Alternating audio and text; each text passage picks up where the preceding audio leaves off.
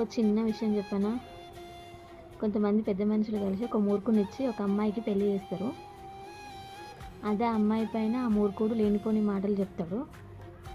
వాటి వల్ల అదే పెద్ద మనుషులు ఆ అమ్మాయి పైన పెద్ద పెద్ద స్టేట్మెంట్లు పాస్ చేస్తారనమాట. ఆ స్టేట్మెంట్ల వల్ల ఆ అమ్మాయి మనసు ఎంత బాధపడుతుంది అనేది అర్థం కాదు. ఎందుకంటే వాళ్ళ ఇంటి పిల్లని కాదు కాబట్టి. అయినా వాళ్ళ ఇంటి పిల్ల అయితే ఒక లెక్క ఉంటుంది, వేరే ఇంటి పిల్ల అయితే ఇంకో లెక్క ఉంటుంది. ఇట్లాంటి మాటల వల్ల అమ్మాయి కన్నీటికి కారణమైన వాళ్ళని దేవుడు మాత్రం కంపల్సరీ శిక్ష వేస్తాడు. అయినా అమ్మాయి వస్తే తగలకుండా పోతుంది అనుకుంటురా? ఇట్లాంటి వాళ్ళు నా దృష్టిలో అయితే పెద్ద మనుషులే కాదు.